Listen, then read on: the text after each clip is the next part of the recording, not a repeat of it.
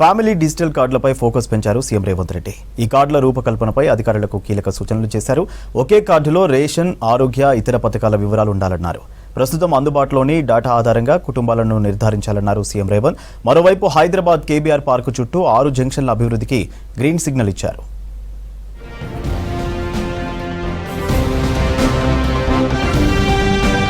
Family digital కార్డులో మహిళనే ఇంటి యజమానిగా గుర్తించాలని, ఇతర కుటుంబ సభ్యుల పేర్లు, వారి వివరాలు కార్డు వెనుక ఉంచాలని సూచించారు సీఎం రేవంత్ రెడ్డి. హైదరాబాద్ సెక్రటేరియట్లో ఫ్యామిలీ డిజిటల్ కార్డులపై మంత్రులు అధికారులతో సమీక్ష నిర్వహించారు. కార్డుల రూపకల్పనపై అధికారులకు ఆదేశాలు, సూచనలు ఇచ్చారు. ప్రస్తుతం ఉన్న రేషన్, రాజీవ్ ఆరోగ్యశ్రీ, ఐటీ, వ్యవసాయ, ఇతర సంక్షేమ పథకాల్లోని డేటా ఆధారంగా కుటుంబాల నిర్ధారణ చేయాలన్నారు సీఎం రేవంత్. బ్యాంకు ఖాతాలు, పాన్ కార్డుల వంటి అనవసర సమాచారం సేకరించాల్సిన పని లేదని చెప్పారు.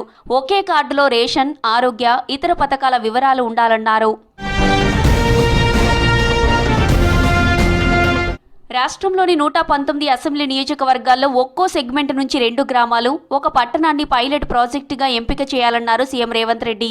కుటుంబాల నిర్ధారణ, ఫ్యామిలీ డిజిటల్ కార్డుల వివరాలకు సంబంధించి అందుబాటులో ఉన్న డేటా ఆధారంగా అక్టోబర్ 3వ తేదీ నుంచి పైలట్ ప్రాజెక్టుగా ఎంపిక చేసిన ప్రాంతాల్లో డోర్ టు డోర్ పరిశీలన చేయించాలని అధికారులకు సూచించారు.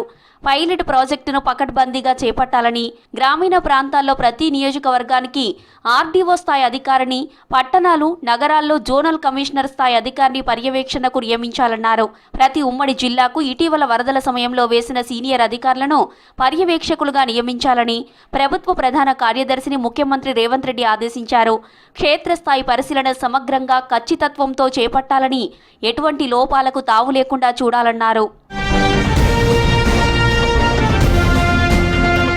ఫ్యామిలీ డిజిటల్ కార్డులకు సమాచార సేకరణ, వాటిల్లో ఏ అంశాలు పొందుపరచాలి, అప్డేట్కు సంబంధించిన వివరాలను నివేదిక రూపంలో ఆదివారం సాయంత్రంలోగా కేబినెట్ సబ్ కమిటీకి అందించాలని అధికారులను ఆదేశించారు సీఎం.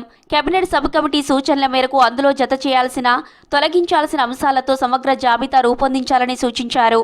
హైదరాబాద్ కేబీఆర్ పార్కు చుట్టూ 6 జంక్షన్ల అభివృద్ధికి ప్రభుత్వం గ్రీన్ సిగ్నల్ ఇచ్చింది.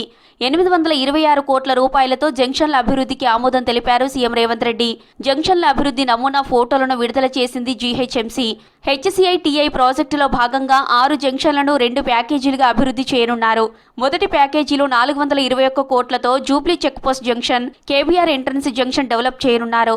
రెండో ప్యాకేజీలో 405 కోట్లతో road number 45 junction, Filmnagar junction, Maharaja Agrasen junction, cancer ఆసుపత్రి జంక్షన్లు అభివృద్ధి చేయనున్నారు.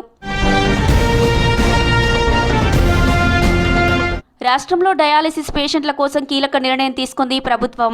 డయాలసిస్ పేషెంట్ల కోసం నిమ్స్, గాంధీ, ఉస్మానియా సహా 7 ప్రధాన హాస్పిటల్స్లో వాస్కులర్ యాక్సెస్ సెంటర్లు ఏర్పాటు చేయాలని నిర్ణయించింది. వీటి కోసం 32 కోట్లు కేటాయిస్తూ ఉత్తర్వులు జారీ చేసింది.